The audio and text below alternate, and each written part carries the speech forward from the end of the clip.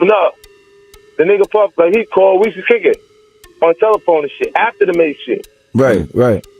And the nigga be like, matter of fact, they sent me the girl pictures, like pictures of this girl, like, not the shit.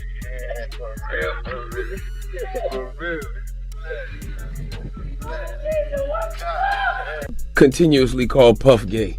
Does that affect your relationships in Hollywood? I don't call him gay. I said, Let me read it, Fifth. Oh my God. Sorry I can no longer help you guys. Soon you will all be gay and happy. You are all now left under leadership of Puffy Daddy. Report to the nearest rainbow. Dinner Thieves in theaters January 19th. That's why he says things. He doesn't even know what he's saying is like fruity. You know what I'm saying? Like, this case isn't unfolding in a courtroom, but it sure feels like one. The defendant, fame itself. We're diving into the explosive intersection of power, manipulation, and money, centered around Diddy, 50 Cent, and Burna Boy.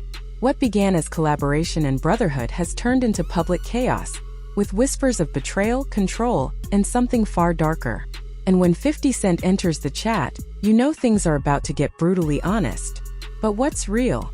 What's revenge? And why is half the industry suddenly silent? Stay tuned. The evidence about to surface will make you rethink everything you know about hip-hop loyalty. That the government was so interested in Diddy's baby oil that they took 1,000 bottles away from his house. If the government took 1,000 bottles of baby oil and somebody had things what appeared to be baby oil, and then you have to listen to the prosecutor. He said that they seized 1,000 bottles what allegedly to be baby oil. Allegedly to be baby oil. So that's telling people that it wasn't baby oil. And people think that that was baby oil, they out their mind. I don't believe it was baby oil. Yo, bro, when they went up in there, they knew what they was gonna find. They knew what was ever in that baby oil or that those bottles that appeared to be baby oil, they knew about that at first. You gotta realize 9 times out of 10, that individual that got caught at the airport, that was supposed to be their carrier, told them what they was doing and what they had.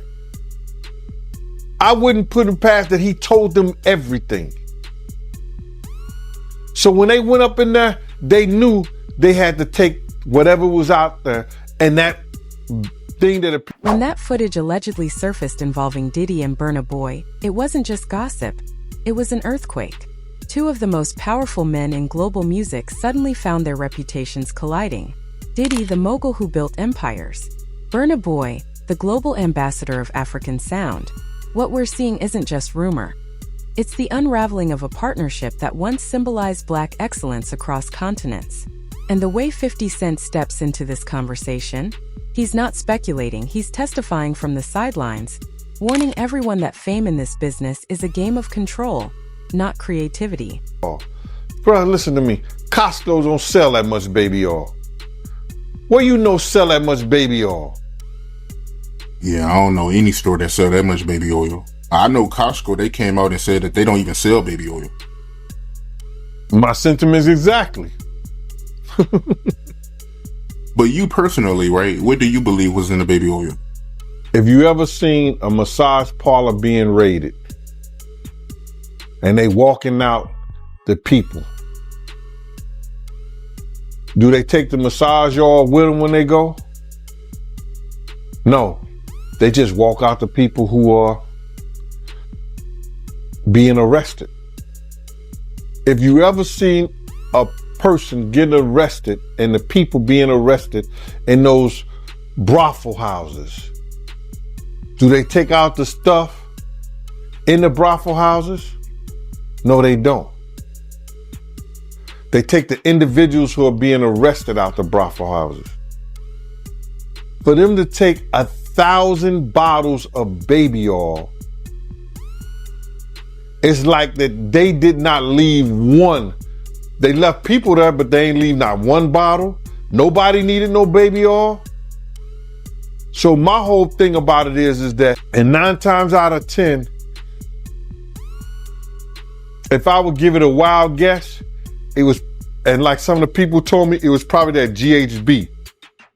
What's that? I think it's gamma hydrox.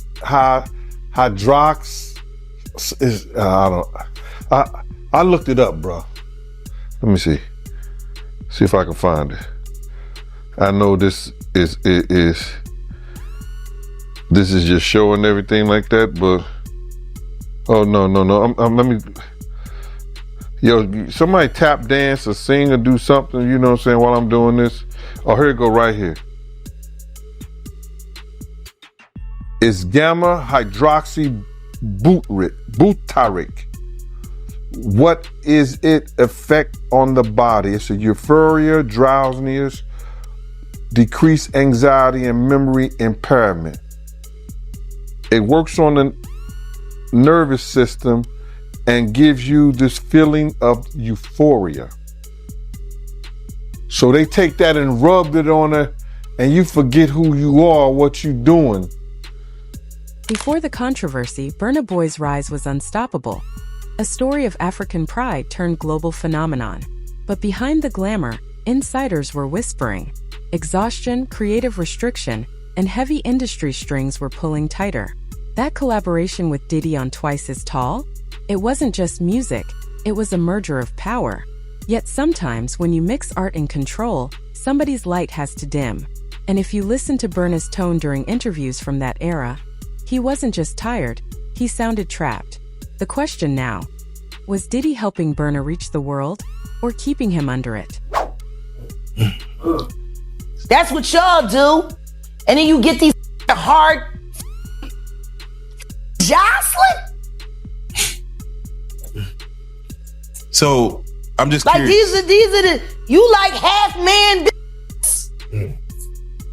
No disrespect, but jostling rough. Them shoulders is. And the way she like running up on, I already know she done strapped up on you. Ooh. So, Jack, let me ask you. There's some of the shocking things. I hear that mean with a harness. Oh.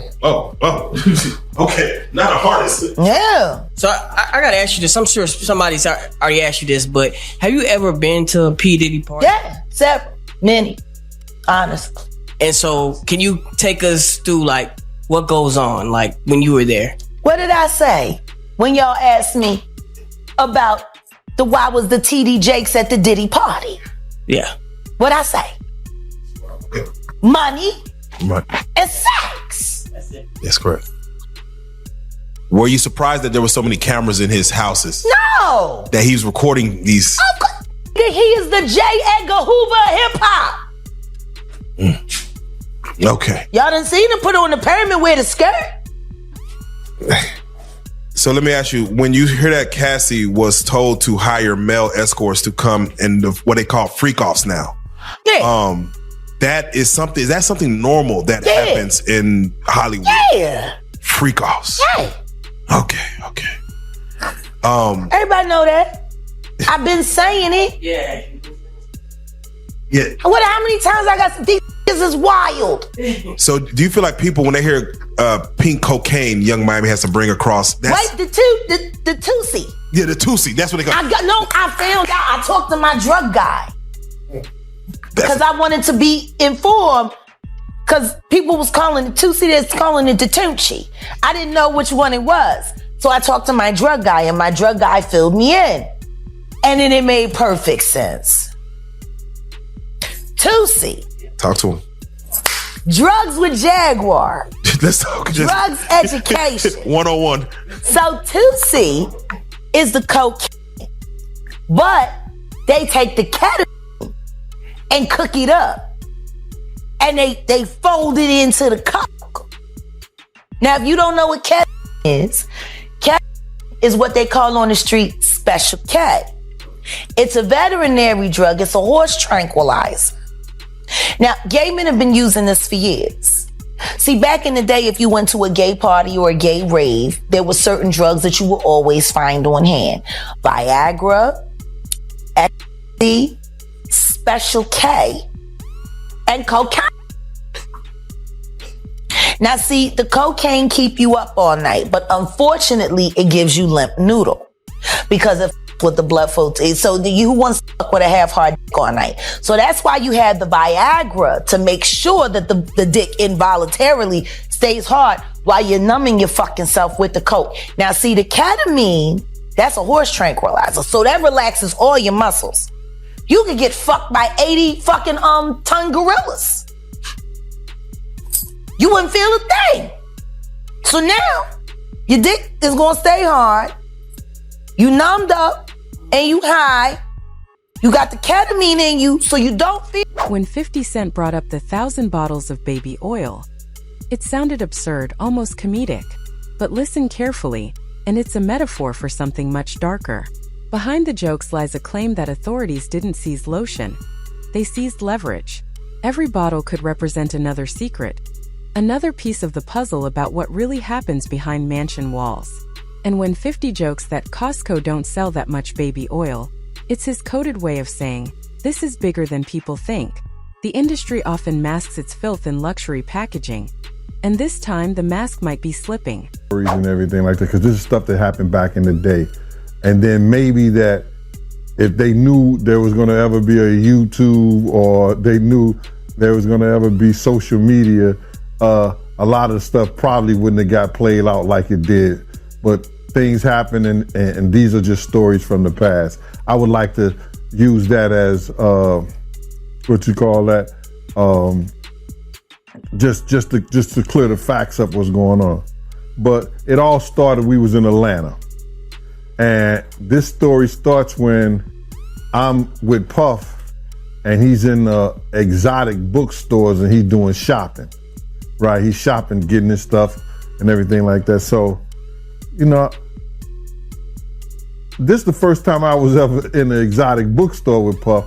So, you know, I'm giving him his space. He's taking things off the shelves and stuff like that, because they gave him a brown paper bag. When they gave him a brown paper bag, he was just putting stuff in there.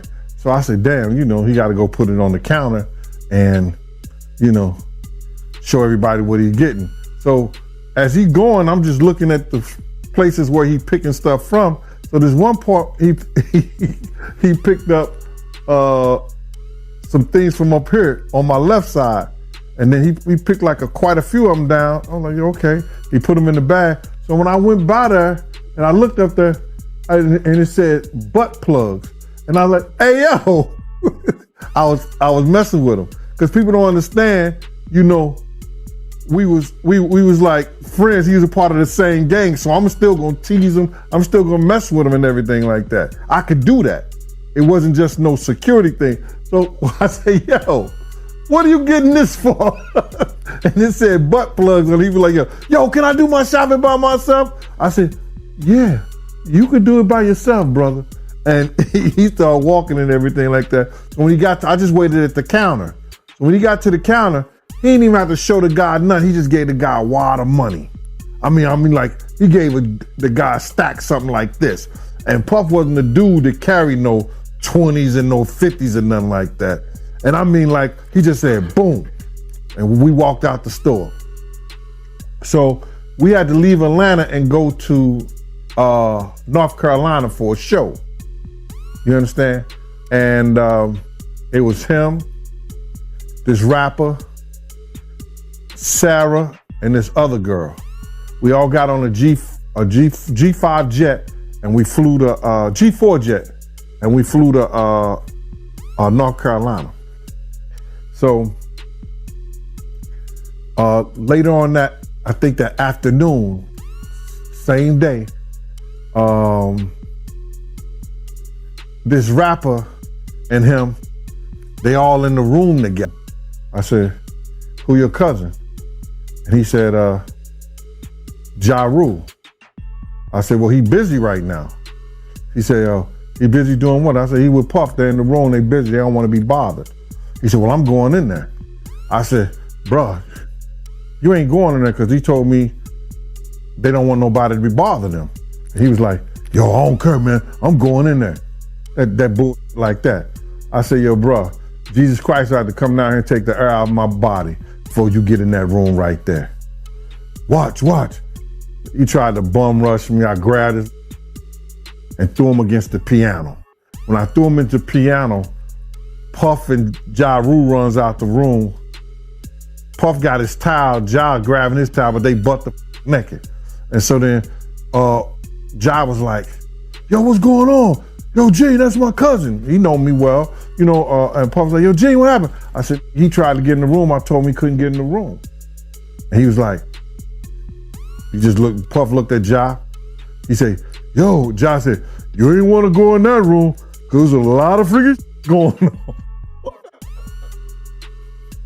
So I was like, oh, he said it was a lot of freaking going on. So that was basically that story, man. You know what I'm saying? They went back in the room. Dude felt a certain kind of way, and he left out. So I seen them at the concert the next day, and they tried to, form up against me. But my man Frank was like, I told my man Frank, I was like, yo, Frank, put yourself in that position. Somebody trying to get in the room, and Ja told you don't let nobody get in the room. What would you do? Now, y'all can do whatever y'all want to do, man, but I ain't taking no losses. He said, yo, you good, and that was it. Bruh, when Ja said, you don't want to come up in there, a lot of freaky stuff. Once that alleged footage dropped, the conversation stopped being about music. Fans, blogs, and even other artists began connecting dots. Burna's cryptic lyrics, Diddy's silence, and 50 Cent's relentless commentary. Suddenly, the whispers about industry freak-offs didn't sound so far-fetched. This was no longer about celebrity feuds. It was about the culture of silence that protects power. When 50 said, "These dudes play God with people's careers," it hit deeper than gossip. It was an accusation. One that echoes the question haunting the entertainment world. Is creativity still free when contracts own your soul? Thought it was still gonna work. He thinks he's God. Right. Ain't doing shit. Break the f out of that bitch, put the boots to her last time I seen her. Her and her trainer, boyfriend, husband. I don't get no. So you hear about stories of Diddy like shooting people, blowing up cars. Yeah. Is he this gangster that behind the scenes that is that him or is that Shout out to Wendy Williams, the first woman to uncover the homo thugs. That's what these down low bitches was called when Wendy first started talking about it in the 90s, the homo thug. She talking about Diddy. And then what's the stuff that's happening to Wendy Williams? Do you think this is all connection too? Of course. They've been waiting. He's been waiting. He was waiting for Kim. Remember? He was waiting. The casket was ready. She was literally casket ready. Some people are saying the whole Wendy Williams documentary that she's pretty much allegedly playing this way to keep herself safe from him, from any unaliving. It's been working for Orlando Brown. Why wouldn't it work for Wendy? To play crazy. Why wouldn't it work? Hey, no. Hey. The oosh gosh whoosh wash. Orlando's brilliant. Right. Yeah. Y'all spent time with him. We did. Yeah. He's highly intelligent. Yes. Imagine what it's been like to wear this character for this long. No. I can only... That he does is a character. Actually, the shit he does online is the best acting he does. Is he speaking truth? Of course he is. You know? We seen Quiet on set. Major pain in his ass. Literally. Since he was a kid. Man. And then eating milk, running the fuck around, talking about expensive pain. No. In his ass. Wait, this is Philly you're talking about now. Wait a minute, Jack. Fuck me. Wait a minute. He's a fucking Fruit Loop. He Diddy fried. This is Philly. He's a deep fried. Period. He Diddy fried. He Diddy fried. He the Diddy do our bop. Fuck me. Real rap. You think that audio that they put out was real? Yeah, that was him. Nikki put that out there. That Nikki recorded that at the freak off in the Calabasas. She been waiting to drop that shit on Meek. She just wasn't gonna tell nobody it was Diddy. But now that Diddy out there, why not? So then who's the guy who's claiming he recorded it? Oh, somebody that got paid? Yeah, he said